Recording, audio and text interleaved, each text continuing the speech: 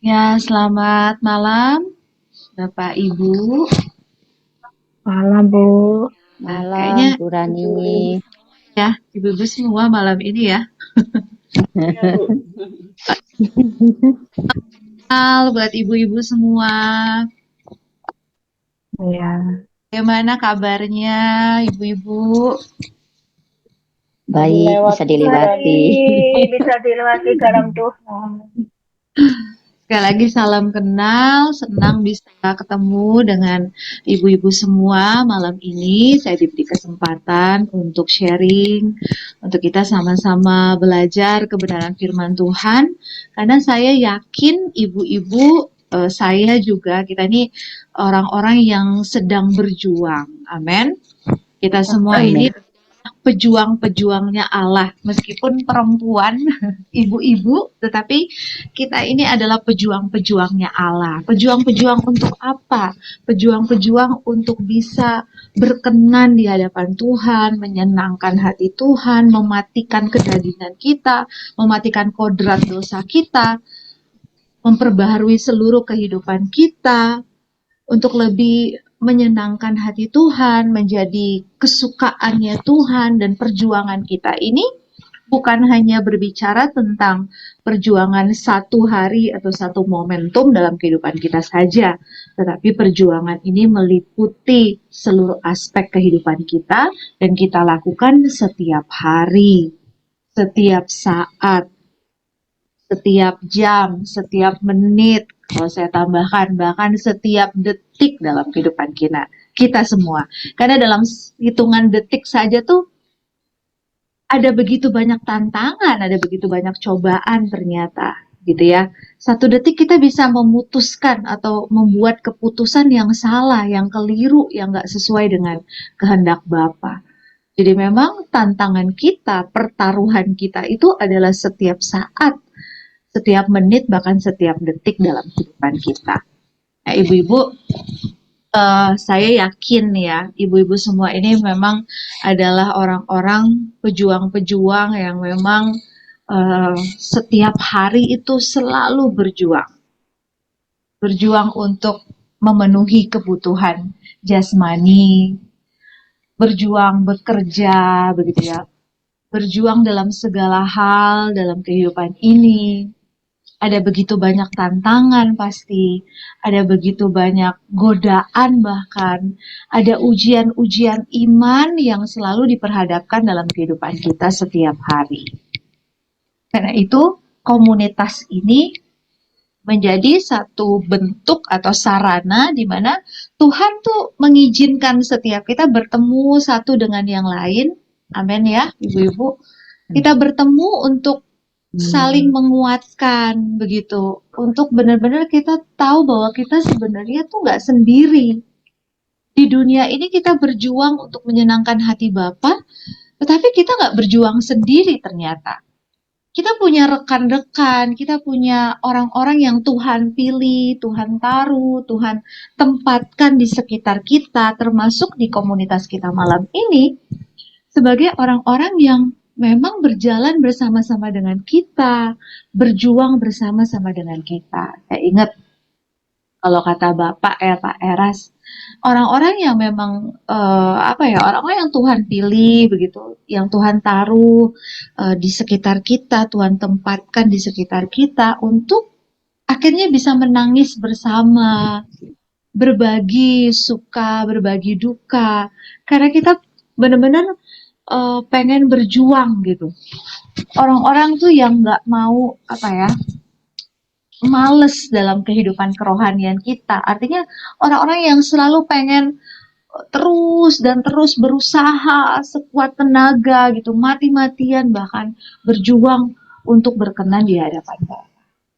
Puji Tuhan, saya bisa ketemu dengan ibu-ibu semua malam ini. Orang-orang yang benar-benar dari wajahnya saja nih wajah-wajah para pejuang. Amin. Amin. Pejuang-pejuang Amin. Allah yang dalam seluruh aspek kehidupan, ibu-ibu semua, ibu-ibu berjuang, ibu-ibu berusaha, dan pasti membawa satu suasana surga dimanapun ibu-ibu ditempatkan, dimanapun ibu-ibu bekerja, dimanapun ibu-ibu berada.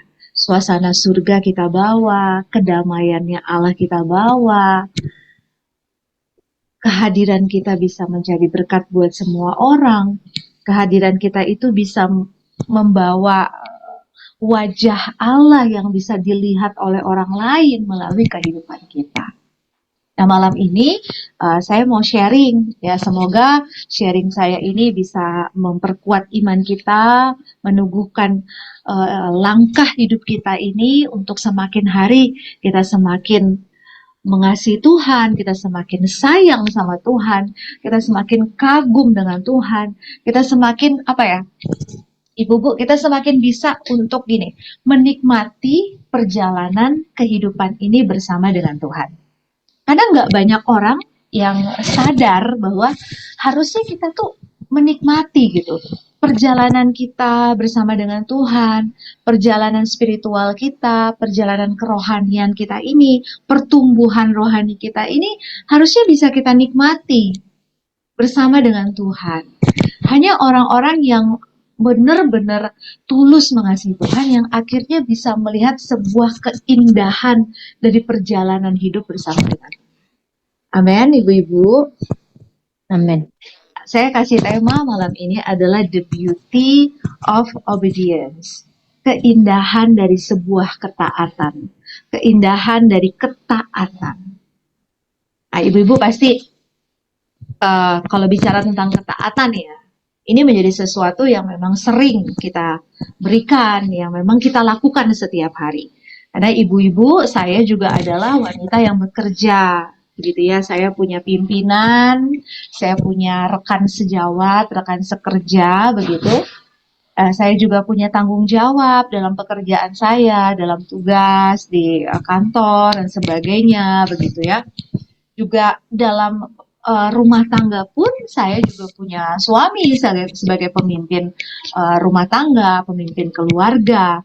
Dan ada satu hal atau satu prinsip ya dalam tatanan di dunia ini, bahwa kita sebagai orang yang dipimpin harus memiliki hati atau memiliki karakter, memiliki sikap sebagai orang-orang yang taat.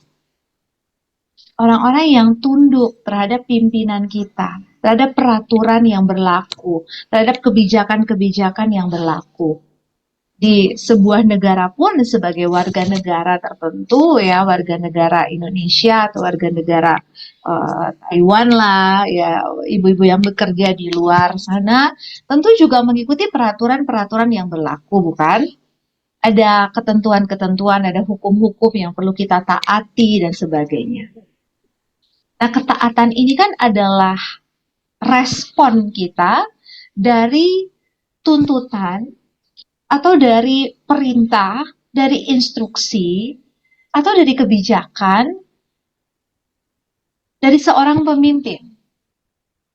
Supaya kita sebagai orang yang mengikuti peraturan demi peraturan itu benar-benar disiplin gitu ya. Kita tuh benar-benar bisa mengikuti setiap peraturan sehingga kehidupan kita itu jelas. Arah hidup kita itu jelas. Ngikutin, taat, tunduk, dan sebagainya. Bagaimana dengan kehidupan rohani, ibu-ibu? Tentu ketaatan itu sangat penting. Ketaatan kepada Tuhan itu kita mulai dari dalam diri kita. Dari dalam, dari hati kita, dan keluar. Karena percuma, kalau kita hanya terlihat taat dari luar, tanda petik ya, kita terlihat taat beribadah, kita terlihat taat ikut kegiatan gerejawi, kita terlihat taat ikut doa dan sebagainya, puasa dan sebagainya, tetapi taatnya itu nggak dimulai dari hati. Kita hanya terlihat taat dengan peraturan gereja, dengan peraturan ibadah, dengan peraturan agama, begitu ya. Tetapi kita memberontak sebenarnya dari dalam hati. Kita sebenarnya nggak mau. Tetapi karena kita pengen dilihat sebagai orang yang taat, akhirnya kita melakukan itu tanpa ketulusan, tanpa motivasi yang benar di hadapan Tuhan.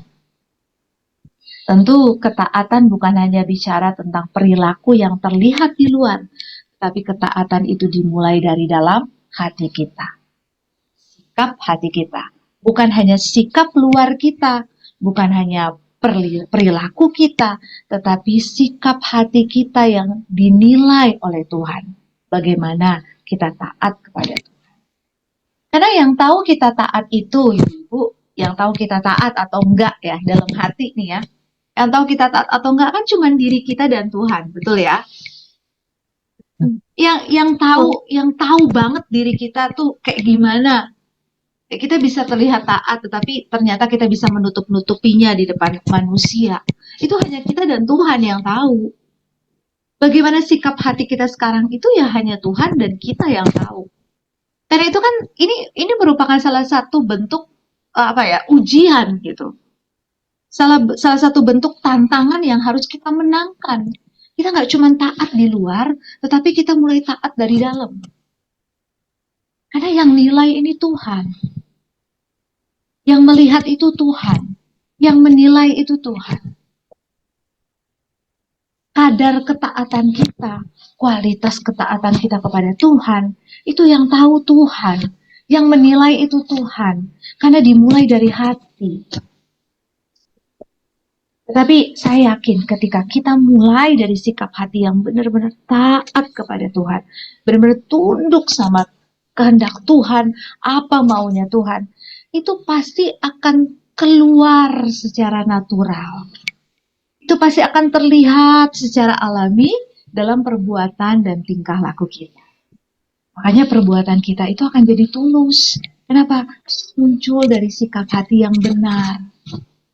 Perbuatan kita, perkataan kita, apa yang kita ucapkan, apa yang kita perbuat, itu lahir dari hati yang tulus.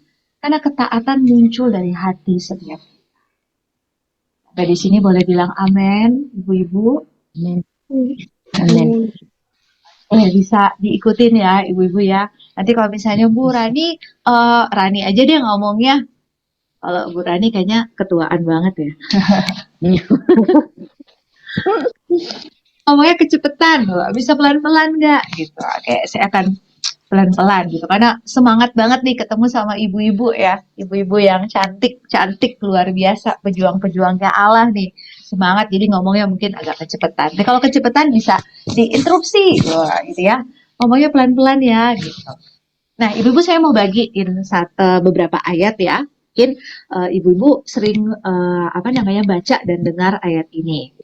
Kita buka dari 1 Petrus 1 ayat yang ke-14, 15 dan 16. 1 Petrus 1 ayat ke-14, 15 dan 16. 1 Petrus 1 ini ditulis oleh Rasul, salah satu murid Tuhan Yesus yang namanya Rasul Petrus. Pasti tahu, jelas sekali ya. Namanya 1 Petrus 1, berbentuk surat yang dituliskan oleh seorang rasul. Ya, Rasul Petrus namanya.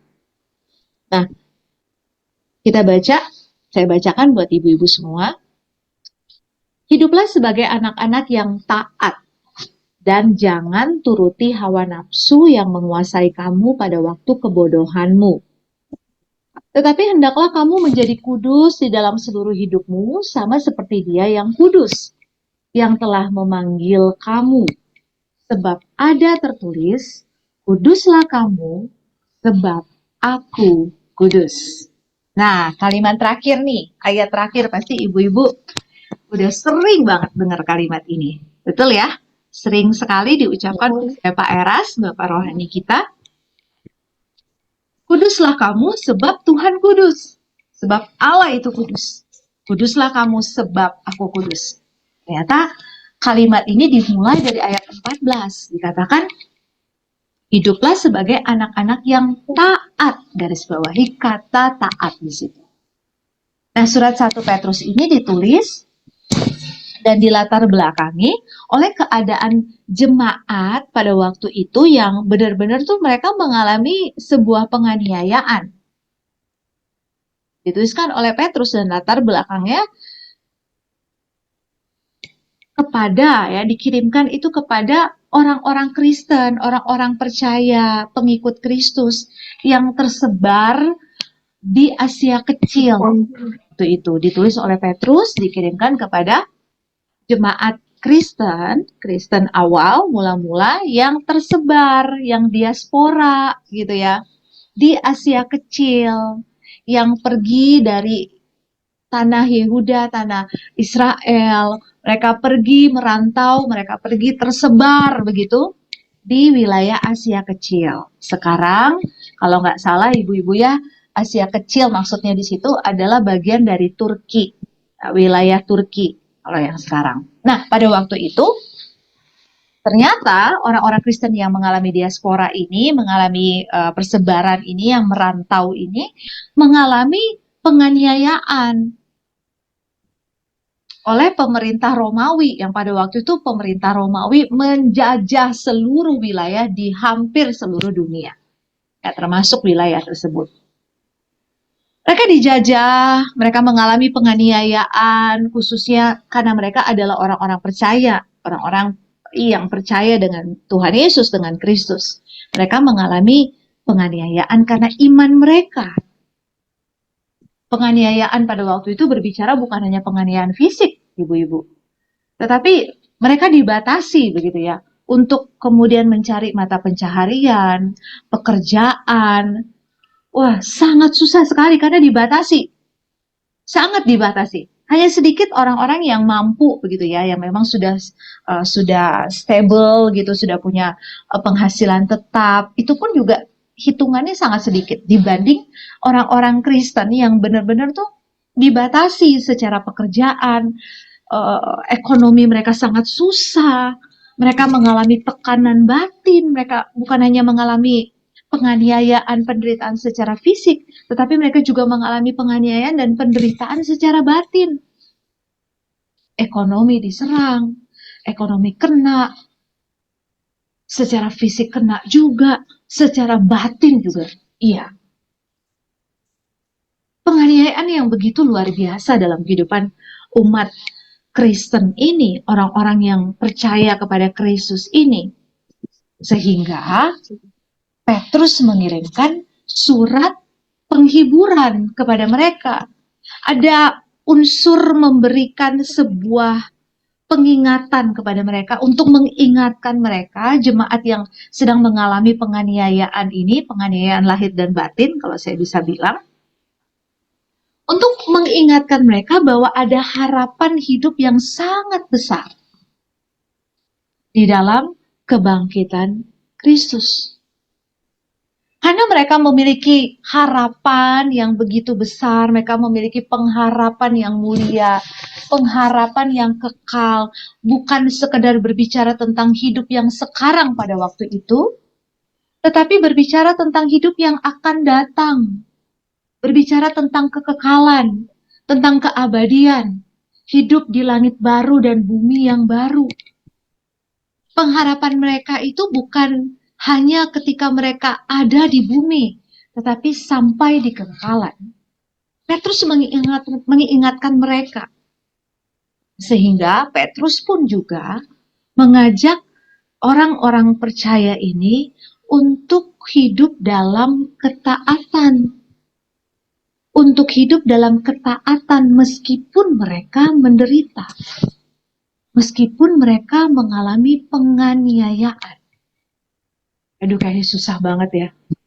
Saya sering kali, ibu-ibu, saya kalau merenungkan ya firman Tuhan, terutama tuh membaca tentang kehidupan murid-murid Kristus, orang-orang percaya, jemaat-jemaat Kristen, jemaat mula-mula di abad pertengahan, di abad-abad pertama, kemudian abad pertengahan. Hidup mereka kan sangat-sangat menderita ya. Kita tahu ya, dalam sejarah gereja pun juga, ibu-ibu semua juga pasti tahu, kehidupan orang-orang Kristen zaman dulu tuh sangat-sangat menderita.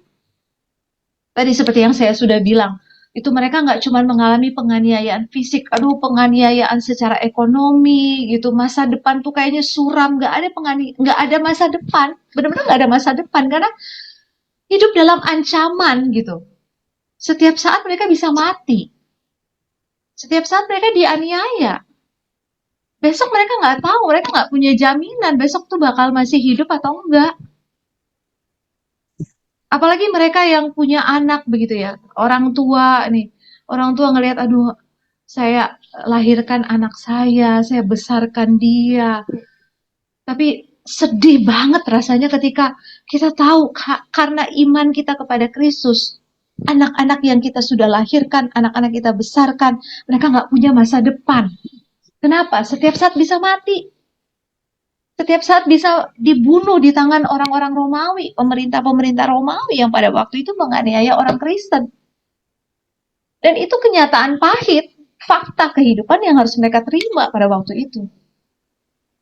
Ya, ketika saya baca ya surat-surat Paulus gitu, surat-surat para murid Yesus, Yohanes, Petrus, dan sebagainya, menyelami gitu, mendalami kehidupan mereka pada waktu itu, ibu-ibu, aduh, saya tuh sorry ya, saya bisa bilang begini, aduh Tuhan, terima kasih saya tuh hidupnya di era sekarang gitu, di masa kini gitu.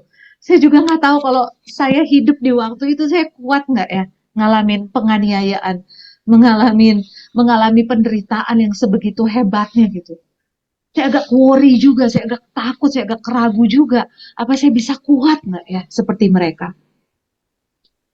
Ya, thank God gitu. Puji Tuhan ya kita tuh hidup di zaman sekarang yang mungkin kita nggak tahu hari esok tuh bakal bagaimana gitu ya. Akan ada apa nih yang terjadi karena iman kita kepada Kristus. Tapi hari ini kan artinya kita masih merasa lebih nyaman dari mereka meskipun memang kita juga punya apa namanya ya, punya masalah sendiri, punya pergumulan sendiri yang mungkin berbeda dengan kasus yang mereka alami pada waktu itu, penderitaan yang mereka alami pada waktu itu. Tapi setidaknya kita tuh masih sedikit merasakan kenyamanan gitu. Kita masih bisa bersama dengan keluarga kita. Kita tahu anak yang kita besarkan, yang kita lahirkan. Kita bisa nabung buat mereka supaya mereka bisa punya pendidikan yang baik dan sebagainya. Ya kita bisa ikut terancang gitu ya, merencanakan masa depan mereka yang terbaik untuk mereka. Kita bekerja keras hari ini demi supaya mereka memiliki penghidupan yang layak di masa depan dan sebagainya. Tapi pada waktu itu, wah, boro-boro mikirin asuransi buat anaknya. Enggak. Boro-boro mikirin anaknya kuliah, sekolah di mana. Enggak. Buat hidup besok aja tuh. Udah, aduh itu tuh pertaruhan. Ketika mereka tidur malam, mungkin mereka berpikir, aduh besok mereka ketemu sama tentara Romawi enggak ya? Aduh besok gimana ya? Aduh besok gimana ya? Tetapi yang luar biasa yang saya temukan kepada mereka. Mereka tuh hidup seperti itu loh setiap hari. Ancaman, penganiayaan, pertaruhan hidup dan mati mereka tuh benar-benar di depan mata. Penderitaan, maut, mati itu tuh benar-benar di depan mata mereka. Tapi dengan keadaan yang seperti itu, kok bisa-bisanya gitu loh. Iman mereka tuh benar-benar iman yang teguh. Gak kebeli iman mereka. Gak bisa digantikan dengan apapun. Mereka pasti punya tawaran. Mereka pasti ditawarkan, lu mau hidup nggak besok? Lu mau lihat anak lu bisa hidup nggak? Biasanya kan tantangan para orang tua tuh anak gitu kan. Kelemahannya sebagai orang tua tuh anak gitu ya. Ya pasti mereka akan diberikan tantangan seperti itu. Mereka pasti diancam. Lu mau nggak anak lu tetap hidup? Udah, lu jangan percaya Yesus. Ingkari iman lu dengan Yesus. Kira-kira begitu bahasanya ibu-ibu ya. Tapi yang menarik ya, yang luar biasa. Wah, mereka tetap teguh. Bahkan Petrus mengatakan supaya mereka tuh taat. Hidup dalam ketaatan. Meskipun mereka menderita. Meskipun mereka mengalami penganiayaan. Indahnya sebuah ketaatan pada waktu itu, kalau kita lihat hari ini, nggak ada indah-indahnya dari mereka. Mereka taat dengan iman mereka kepada Tuhan Yesus, tapi kok malah menderita. Dari kacamata kita sekarang kan kita ngelihat apa indahnya itu. Mana keindahannya? Mana unsur indahnya gitu. Tapi buat mereka pada waktu itu, karena ibu-ibu yang mereka yakini adalah satu. Mereka bersama-sama dengan Yesus di surga. Ketika mereka mati karena iman mereka kepada Tuhan, mereka tahu mereka bersama-sama dengan Tuhan Yesus yang mereka agungkan. Mereka bersama-sama dengan Tuhan Yesus yang mereka bela sampai mati. Dan buat mereka pada waktu itu, itulah keindahannya. Itulah keindahannya. Taat sampai mati. Hari ini kan, kalau kita bilang hidup itu indah, orang-orang dunia ya, orang-orang yang memang belum mengenal kebenaran, orang-orang dunia bakal bilang keindahan hidup itu adalah ketika mereka memiliki segalanya. Betul ya ibu-ibu? Mereka nggak lagi bekerja dengan keras untuk cari uang, tetapi uang yang akhirnya bekerja untuk mereka. Baru mereka bilang hidup itu indah. Wah, ada lagunya kan ya? What a wonderful world. Betapa indahnya dunia dilihat ketika hidup itu berjalan slow living katanya kan. Hidup itu terasa indah, terasa nyaman ketika kita beli sesuatu, kita udah nggak ngelihat harga lagi gitu. Udah jadi sultan gitu kira-kira. Pengen beli tas baru, wah tinggal gesek. Udah nggak mikir gitu. Karena udah pasti kebayar. Pengen traveling, pengen jalan-jalan, tinggal buka Traveloka, pilih tanggalnya, pilih airlines apa, langsung kita traveling. Keindahan dunia mungkin buat sebagian orang adalah ketika dia hidup nyaman, mungkin nggak kaya raya tetapi hidupnya sederhana aja begitu, tetapi anaknya bisa sehat, pasangan hidupnya bisa sehat, pasangan hidupnya setia, nggak ada perselingkuhan, anak-anak bertumbuh dengan sehat, bertumbuh dengan benar sesuai dengan usia, anak-anak tuh wah sangat manis gitu ya, taat sama orang tua dan sebagainya. Banyak sekali konsep keindahan di dunia ini yang dipertontonkan oleh begitu banyak orang dunia. Atau bahkan kita pun juga punya konsep keindahan masing-masing. Kita punya teori keindahan, kita punya konsep keindahan hidup masing-masing. Kalau hidupku begini baru aku bilang hidupku indah. Kalau hidupku seperti ini, gajiku, salariku seperti ini, baru aku bilang hidupku tuh indah.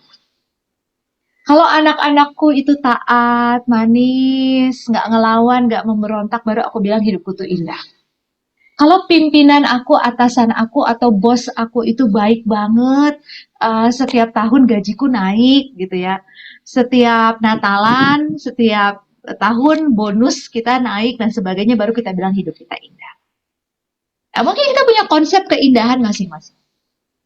Tapi tahukah ibu-ibu bahwa sebenarnya kalau kita berkaca dari kehidupan jemaat yang Petrus kirimkan surat ini ketika mereka mengalami penganiayaan, ya, konsep keindahan mereka bukan hal-hal yang fana. Kenapa? Hal-hal yang fana nggak jamin. Mereka nggak punya jaminan hidup. Mereka nggak punya asuransi. Tetapi konsep keindahan kehidupan mereka itu justru konsep keindahan yang kekal. Konsep keindahan yang gak dimiliki oleh orang-orang dunia, ya, orang-orang yang di luar Kristen pada waktu itu. Konsep keindahan hidup mereka itu justru mereka temukan di dalam ketaatan mereka kepada Tuhan. Kenapa? Karena mereka taat. Mereka punya pengharapan yang besar. Mereka bisa bersama dengan Tuhan di langit baru dan bumi yang baru. Itu konsep keindahan hidup mereka. Yang kalau kita lihat, aduh bodoh banget ya. Mungkin orang-orang dunia pada waktu itu lihat orang-orang Kristen ya, orang-orang pengikut Kristus yang kok maunya gitu dibodohin gitu, mau sih mati, mau sih kayak menderita, dianiaya seperti itu, kok mereka mau ya? Ya orang-orang, makanya di Korintus bilang salib Kristus itu adalah kebodohan bagi mereka yang pasti akan binasa, bagi orang-orang dunia yang nggak kenal kebenaran. Tapi menjadi suatu pengharapan yang luar biasa bagi orang-orang yang ngerti kebenaran. yang diselamatkan karena iman mereka, karena kebenaran mereka sampai akhir. Penderitaan menjadi sesuatu yang indah buat mereka. Kenapa? Karena mereka tahu di balik penderitaan itu, mereka bertemu dengan Tuhan. Di balik penderitaan itu, mereka berjalan bersama dengan Tuhan. Di balik penderitaan itu, ketika mereka taat, mereka bukan hanya bersama-sama dengan Tuhan di bumi, tetapi mereka bersama-sama dengan Tuhan di langit baru dan bumi yang baru. Orang yang udah merasakan keindahan di dunia, tetapi mereka nggak hidup dalam kebenaran, nggak ada jaminan mereka bahagia di langit baru dan bumi yang baru. Nggak ada jaminan mereka bahagia dalam kekekalan. Mereka boleh bilang mereka bahagia di sini, tetapi terjamin nggak? Ada jaminan nggak mereka bahagia dalam kekekalan? Tapi orang-orang yang menderita karena iman mereka kepada Kristus. Hari ini mungkin penderitaan kita ya, penganiayaan kita sekali lagi bukan berbicara tentang fisik. Tapi bagaimana kita mematikan kodrat dosa ini loh. Aduh, itu pedih sekali. Bagaimana kita tuh benar-benar mencabut setiap akar-akar kesombongan, keangkuhan, keinginan daging kita, materialistisnya kita, cinta uangnya kita. Itu kan susah sekali untuk dicabut. Dan itu penderitaan kita. Itu tantangan kita. Itu penganiayaan kita. Ketika kita ketemu dengan orang yang menganiaya, yang membuat kita terluka secara batin kita. Bagaimana kita belajar untuk melepaskan pengampunan kepada mereka. Itu pun juga menderita. Ketika ibu-ibu disakiti, dilukai. Dan kemudian ibu-ibu tahu kita harus mengampuni. Karena itulah adalah kehendak Tuhan. Untuk bisa ngomong aku mengampuni kamu. Itu kan butuh sebuah sebuah perjuangan yang besar. Untuk mengampuni seseorang yang benar-benar menyakiti dan melukai kita. Bukankah butuh perjuangan yang sangat besar, ibu-ibu? Sakit loh. Siapa bilang mengampuni itu gampang? Ngomong mengampuni gampang, iya. Tapi benar-benar mengampuni itu sakit. Ada ego yang perlu kita lepaskan, betul ya? Ada ego yang perlu kita, mesti kita benar-benar cabut gitu loh. Ada kesombongan gitu. Ada harga diri yang perlu kita letakkan sampai kita bisa mengampuni orang yang bersalah kepada kita. Itu perjuangan. Tapi setelah kita mengampuni, kita menemukan kebahagiaan dari pengampunan itu, betul? Hidup kita tuh jadi lebih ringan, lebih enteng. Hidup kita tuh lebih indah, benar hidup kita jadi lebih indah. Kenapa? Karena penderitaan kita untuk melepaskan pengampunan itu sudah kita lakukan. Dan kita menemukan kebahagiaan yang sesungguhnya. Keindahan dari sebuah ketaatan, itu yang saya bilang. Indahnya hidup dalam ketaatan. Kita nggak bisa deskripsikan dengan kata-kata, ibu-ibu. Betul ya? Ketika ibu-ibu belajar taat sama Tuhan, taat hidup kudus, kan tadi ayatnya bilang begitu ya. Ketaatan yang dalam konteks ini tuh ketaatan yang gimana? Ketaatan untuk hidup dalam kekudusan pastinya. Dan ketika kita bilang kekudusan, kesucian, itu kan bicara seluruh aspek dalam kehidupan kita. Setuju ibu-ibu? Kekudusan dan kesucian itu dimulai dari hal yang sederhana. Bagaimana kita bisa mengampuni, bagaimana kita bisa jaga ucapan kita, tingkah laku kita, dan sebagainya. Dan ketika kita belajar untuk berjuang, melakukan itu day by day, hari demi hari, setiap saat, kita akan benar-benar merasakan keindahan yang luar biasa. Yang tadi saya bilang, nggak bisa dideskripsikan dengan kata-kata. Ketika kita hari ini belajar taat, Tuhan hari ini aku belajar taat sama Tuhan. Ujiannya apa? Pasti ada ujian dong. Setiap hari kan pasti ada ujian ya, ibu-ibu ya. Ujiannya apa? Ujian ketemu sama orang yang ngeselin banget. Ngeselin banget. Mesti teman kerja mungkin ya. Atau mungkin pimpinan kita tuh, yang bisa nyuruh-nyuruh doang, gak ngerti, saya capek, saya begini. Ujiannya mungkin banyak. Dari pasangan hidup, mungkin dari anak, atau dari pelayanan, kalau kita dalam bidang pelayanan gitu ya. Ujiannya pasti banyak. Setiap hari tuh ujiannya pasti ada. Tapi ketika kita taat gitu, waktu kita ketemu sama orang yang ngeselin, benar-benar bikin, waduh kita tuh marah tuh kita pantas gitu. Kita tuh berhak untuk marah gitu. Tapi Tuhan ingetin kita dalam hati gitu ya. Diri kita pun juga mengingatkan diri kita, ada dialog dalam batin gitu ya. Kamu gak boleh marah, ingat Tuhan bilang apa. Ingat kehendak Tuhan. Ingat hati Tuhan tuh gimana. Ingat perasaannya Tuhan. Kalau kamu marah, kalau kamu mengumpat, kalau kamu balik mencaci maki orang itu, ingat perasaan Tuhan tuh kayak apa. Wah, kepekaan kita tuh dilatih setiap hari gitu. Kepekaan kita tuh semakin dipertajam sama Tuhan. Ketika kita menang sama ujian hari ini. Ketika kita menang dengan ujian hari ini, wah kita semakin sensitif. Sensitif itu maksudnya semakin peka. Semakin peka dengan Tuhan. Sensitivitas kita, kepekaan kita tuh semakin tajam. Sampai akhirnya satu titik, kalau ibu-ibu ingat ya kata Bapak ya. Sampai satu titik kita tuh benar-benar gak bisa berbuat dosa lagi. Kenapa? Kepekaan kita tuh semakin tajam. Kita tahu kita gak boleh begini. Kita tahu kita gak boleh seperti ini. Kita tahu kita harus melakukan ini. Itu indahnya berjalan dalam ketaatan bersama dengan Tuhan.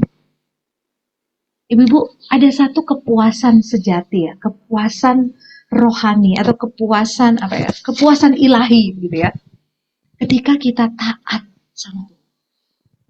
Ketika kita bisa memenangkan pertandingan iman kita hari ini. Ketika kita bisa memenangkan ujian kita hari ini.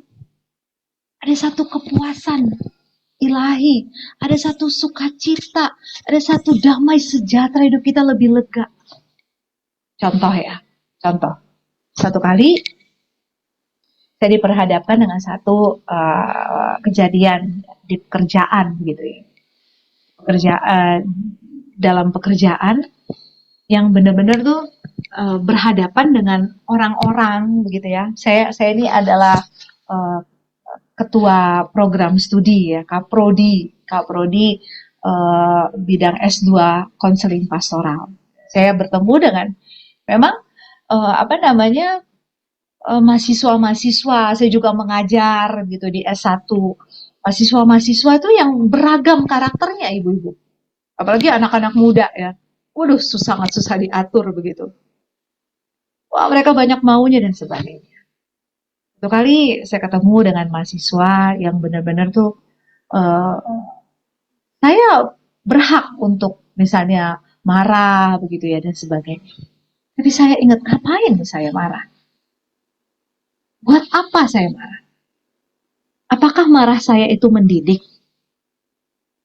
Sebelum saya marah gitu ya. Sebelum saya marah saya coba meskipun susah gitu ya, tapi saya latih diri saya terus setiap hari ibu.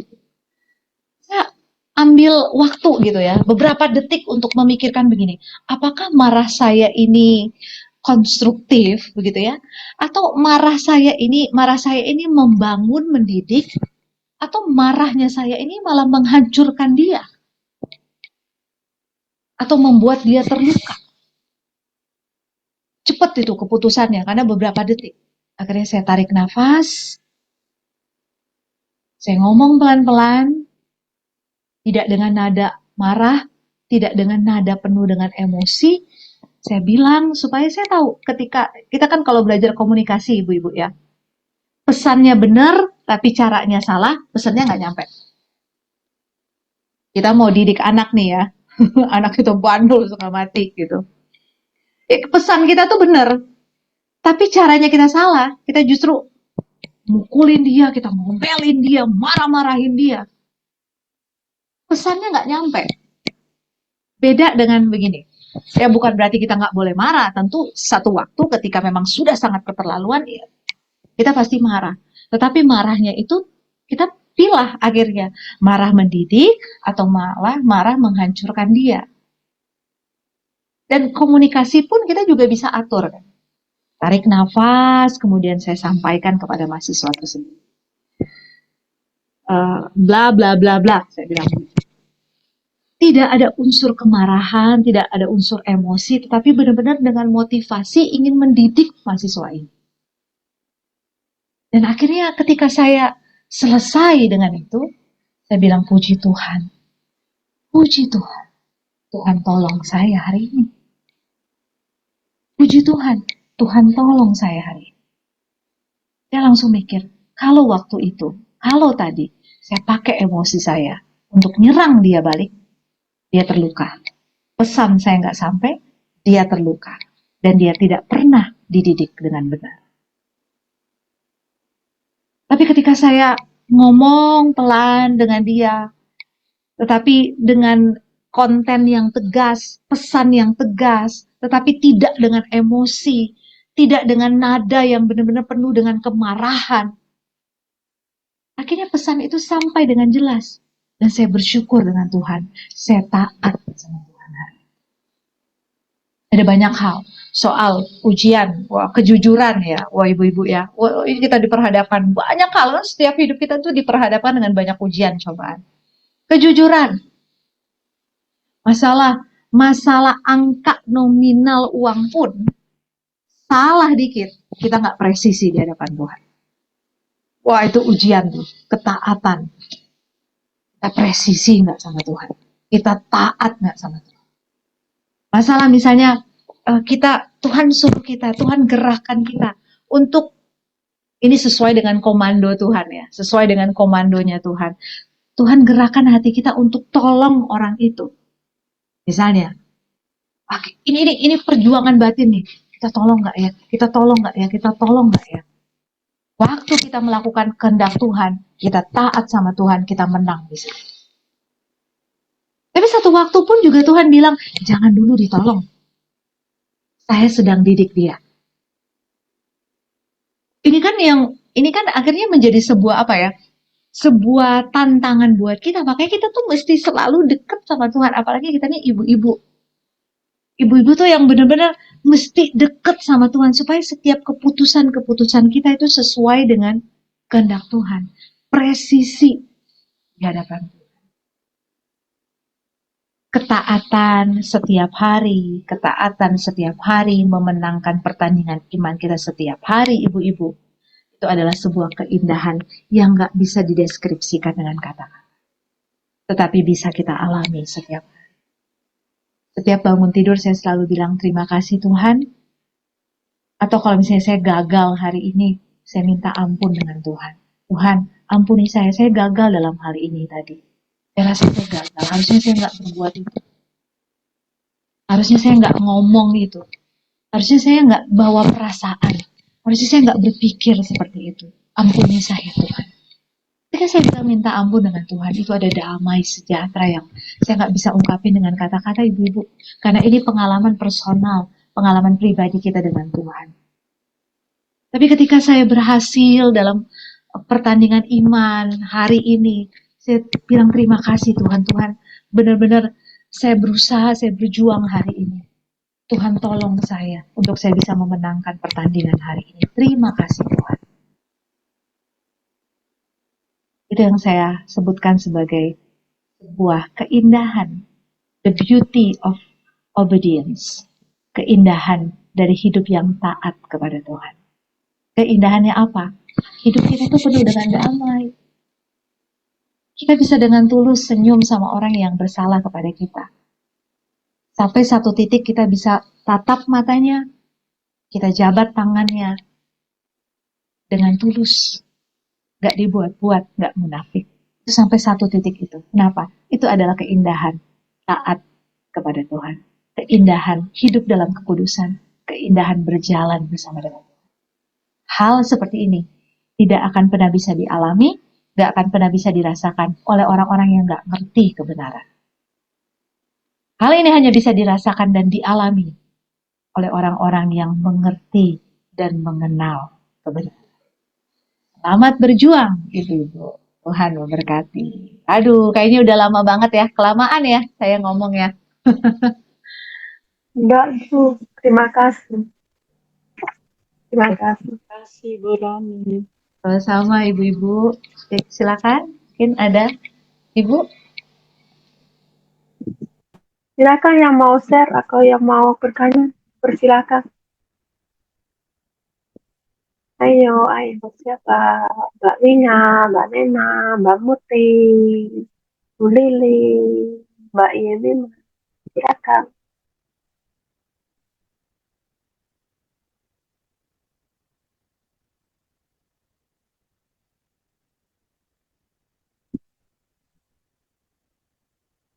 Kalau gitu saya duluan aja yang bertanya ya.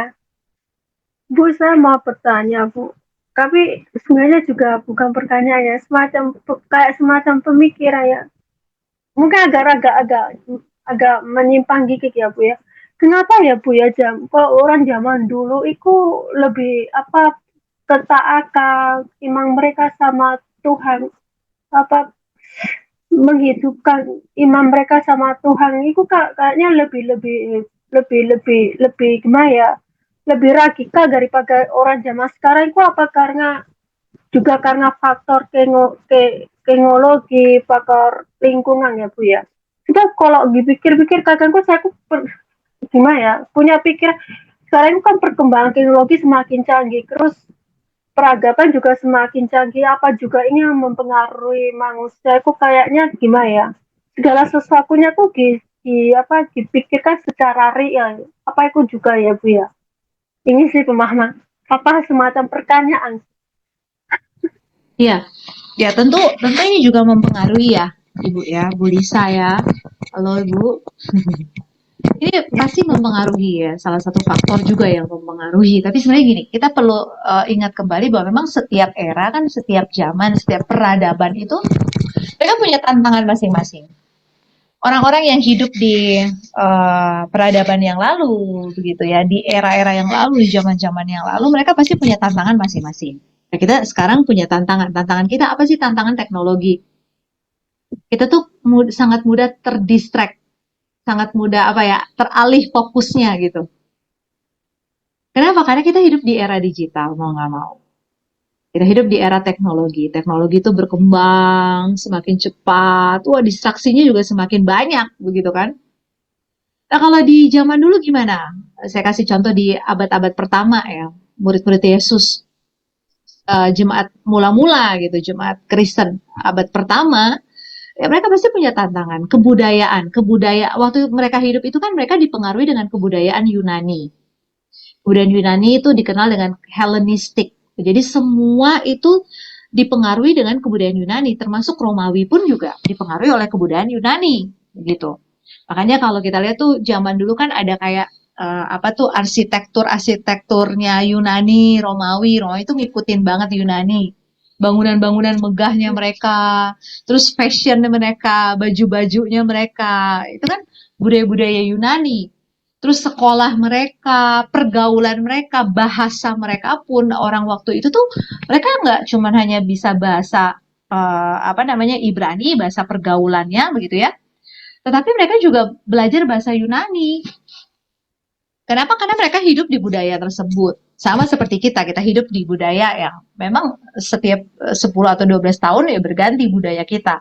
Hari ini anak-anak kita kenal dengan K-pop, budaya Korea begitu ya.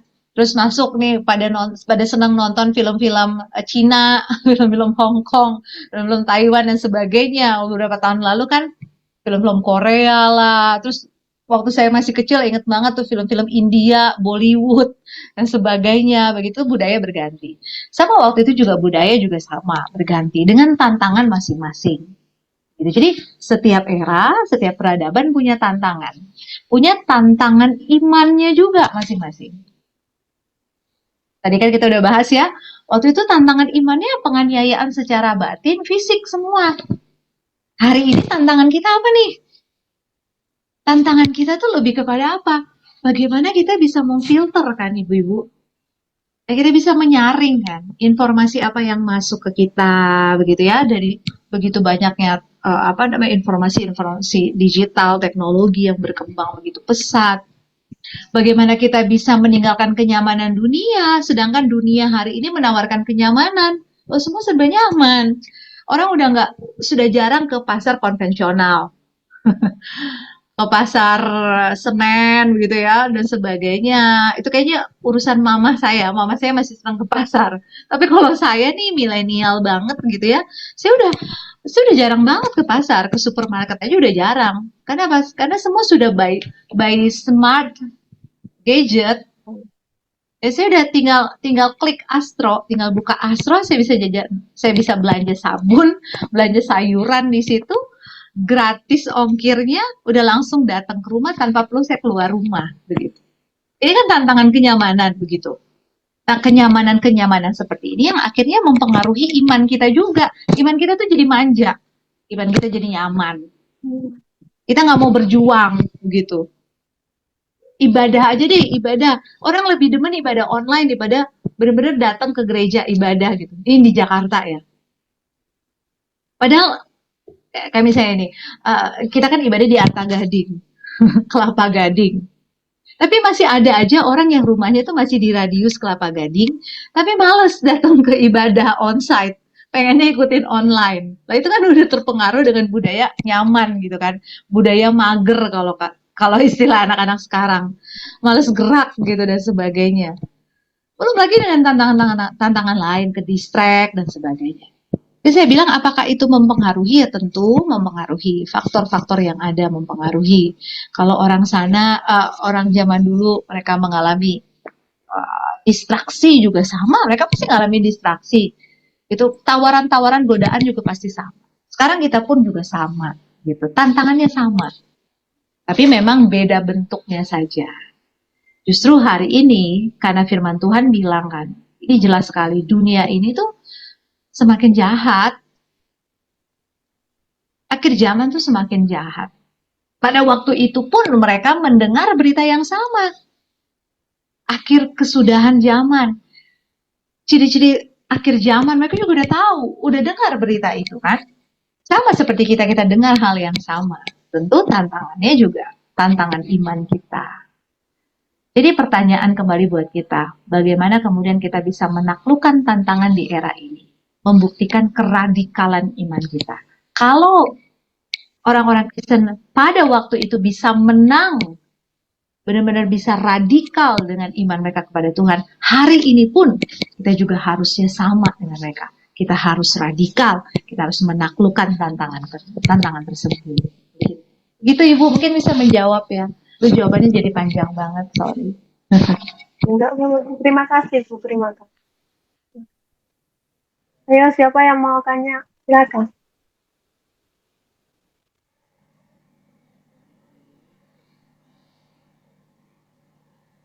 Shalom Bu Rani, selamat malam. Shalom Ibu. Terima kasih Bu atas renungan firman malam ini, sangat memberkati kami. Terutama saya ya. Ya. Kalau dulu orang Kristen dulu itu kan mengalami penganiayaannya itu langsung bisa terlihat gitu, nyata gitu, secara fisik gitu. Tapi kalau kita yang sekarang itu kan kayaknya itu tantangan kita lebih kelihatannya itu halus tapi itu mematikan gitu. Karena kita kalau nggak sadar itu kita bisa lebih terseret lagi gitu. Kita nggak sadar gitu, udah terlalu nyaman kayak main HP, udah terlalu nyaman gitu. Kita nggak terasa udah berjam-jam, kadang-kadang udah setengah hari. Itu waktu berlalu begitu cepat gitu. Kita nggak sadar kalau kita tuh udah terseret jauh sekali gitu. Kalau buat saya itu tantangan saya yang terbesar itu saya gini Bu, untuk memaafkan, untuk mengampuni, saya masih terus berjuang gitu. Saya merasa saya mengampuni, tapi kadang-kadang itu ketika saya teringat itu masih ada emosi yang sebenarnya itu belum betul-betul mengampuni, belum betul-betul gimana ya? Oh, saya betul-betul mengampuni. Iya. Masih seperti itu. Kadang-kadang saya udah mengampuni kok, saya udah melupakan kok gitu. Tapi ada kalanya itu langsung terbesit ingatan itu, langsung emosi lagi gitu. Sering seperti itu Bu, saya. Terima kasih Bu Rani. Sama-sama Ibu, semangat terus berjuang ya Bu. Terima kasih. Pasti yang paling sulit untuk diampuni itu adalah ketika kita menemukan kesalahan ya, yang dilakukan oleh orang yang sangat kita percaya dan paling dekat dengan kita. Orang terdekat, ya orang terdekat malahan. Ya. Apalagi ini berupa misalnya pengkhianatan atau dan sebagainya, itu pasti sangat susah untuk kita ampuni, untuk kita lupakan. Kita bisa bilang, kita bisa ngomong Tuhan, aku belajar mengampuni. Tapi ketika ingat lagi, apalagi perempuan wanita ini kan ahli sejarah ya. Wah, pokoknya tuh sudah didokumentasikan dengan baik di dalam pikiran kita gitu ya. Perempuan ahli sejarah yang sangat luar biasa begitu. Wah, sampai Memorinya kuat banget, Bu. ya memori yang sangat kuat. Justru saya pernah baca ya, Ibu ya. Ternyata yang paling kuat di memori kita itu adalah hal-hal yang sangat menyakitkan. Yang membahagiakan ya biasa-biasa aja tuh kadang kita suka lupa gitu loh. Kecuali yang benar-benar bikin kita sangat berbunga-bunga tingkat tinggi, itu kita pasti akan ingat. Tapi memori indah itu ternyata bisa dikalahkan dengan memori yang sangat menyakitkan, ya kan? Akhirnya kita dikuasai. Akhirnya sebagian orang tuh dikuasai dengan memori-memori yang luka itu dibanding dengan kebahagiaan. Tapi sebenarnya kalau dia mau duduk tenang, dia berpikir, benar-benar dia berpikir. Makanya kalau sudah sampai di tingkat tinggi yang memang mengganggu aktivitas dan sebagainya, kan mereka datang ke psikoterapi sih ya, yang bukan hanya psikolog, tapi benar-benar terapis yang benar-benar mereka tuh kalau istilahnya saya lupa, pokoknya memori-memori mereka tuh dihapus gitu, memori yang menyakitkan dan sebagainya begitu ya. Saya juga kurang paham itu. Tapi kalau misalnya kita dalam Tuhan, ya terasa sakit pasti. Luka sangat sakit gitu ya. Tapi kita benar-benar tenang, kita teduh, kita pasti akan berpikir, oke Tuhan gak apa-apa, ini proses. Kalaupun Tuhan izinkan ini seperti, kalau saya pinjam istilahnya Paulus, seperti duri dalam daging yang selalu kita bawa, kalau itu kehendak Tuhan, gak apa-apa. Yang penting aku gak sombong. Yang penting aku gak merasa jadi orang yang paling suci, paling kudus dibandingkan orang lain. Gak apa-apa. Oh ternyata memori itu bisa mengingatkan aku kembali bahwa aku butuh Tuhan. Sometimes mungkin kita diajak seperti itu oleh Tuhan. Tapi kalau Tuhan suruh gini, ampuni, lepaskan pengampunan, ya kita harus ikut prosesnya Tuhan. Kita harus taat, meskipun susah. Tadi kan saya sempat bilang ya, untuk melepaskan pengampunan, benar-benar kita mengampuni itu ada bagian dalam diri kita yang dicabut gitu loh, Bu. Sakit gitu. Terus sama ketika gini, ada yang bilang gini, rasa sakitnya kita mengampuni sama dengan rasa sakitnya kita dilukai. Rasa sakit yang sama itu kita rasakan ketika kita melepaskan pengampunan. Waduh, itu sakitnya minta ampun. Beberapa tahun yang lalu, tepatnya 3 atau 4 tahun yang lalu ya, saya dan suami itu benar-benar dibentuk Tuhan, diproses Tuhan sampai titik nol gitu, titik terendah. Kita ngalamin goncangan dalam pelayanan gereja yang kita rintis dari awal. Kita ketemu dengan orang-orang yang memang benar-benar mengkhianati kita, orang yang sangat kita percaya, jemaat-jemaat yang sangat kita percaya. Ada beberapa kelompok yang benar-benar bukan menusuk kita dari belakang lagi, tapi dari depan, samping kiri, samping kanan, gitu. Atas bawah kalau bisa dia tusuk kita, gitu ya. Akhirnya ini tantangan besar dalam gereja yang kami rintis, dalam pelayanan yang kami rintis. Akhirnya kami memutuskan untuk, ya sudah, mereka pergi, mereka berpisah dengan kami. Tapi itu kan meninggalkan luka buat kami. Kenapa? Karena kami sangat mempercayai orang tersebut. Kami sangat percaya dengan dia, tetapi kok dia melakukannya seperti ini? Dia kok mengkhianati kami? Bahkan waktu itu saya sempat ngomong sama Tuhan ya. Karena saya sangat sedih, ya, kecewa, nggak bisa dipungkiri. Saya sangat kecewa. Bilang Tuhan, ya udah Tuhan, saya nggak pelayanan lagi deh. Saya nggak pelayanan di mimbar lagi. Gak apa-apa deh, saya ngajar sekolah minggu aja, yang nggak dilihat gitu, nggak dilihat orang gitu. Ya udah, saya saya tetap melayani, tapi saya nggak mau dilihat orang lagi. Ada trust issue di situ. Ada ketidakpercayaan terhadap orang, keraguan terhadap orang dan sebagainya. Butuh berbulan-bulan ya. Puji Tuhan waktu itu awal Pak Eras bikin doa pagi. Setiap pagi saya nonton, saya ikut dengan suami, doa pagi, dan saya selalu bilang bahwa doa pagi itu adalah salah satu obat atau sarana yang Tuhan kasih supaya kami sembuh. Pelan-pelan kami sembuh. Susah nggak menyembuhkan itu? Susah. Ya, saya nggak ngerti ya case-nya bagaimana, tapi ini pun juga sudah sangat menyakitkan buat kami. Sampai akhirnya satu titik, saya bisa ketemu dengan orang tersebut, kami dengan suami, kami nggak ngomongin dia. Biasa kan orang kalau terluka tuh kita ngomongin orang lain ya. Kita bahkan kayak ngomporin, oh jangan percaya sama dia udah ngianatin gue. Wah, dia manis tuh mulutnya, lu jangan percaya sama dia, lu pasti akan dihianati. Di titik itu sampai kami nggak pakai mulut kami, meskipun kami terluka, tapi kami nggak berbuat dosa. Aduh, Tuhan tolong banget. Saya bersyukur banget sama Tuhan. Kami nggak balas ngomongin dia, kami nggak balas untuk jelek-jelekin dia, nggak. Kita tenang, teduh. Untungnya waktu itu COVID-19.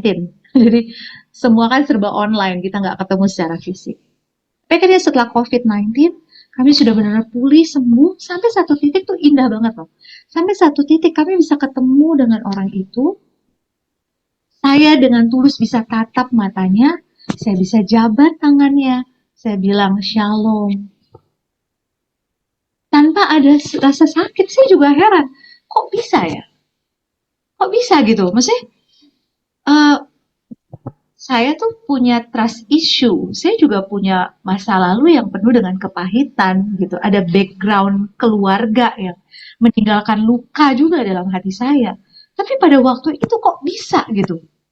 Saya juga nggak ngerti Bu. Kalau Ibu nanya gimana caranya, saya juga bingung. Gimana ya caranya? Kok bisa waktu saya ketemu dengan dia?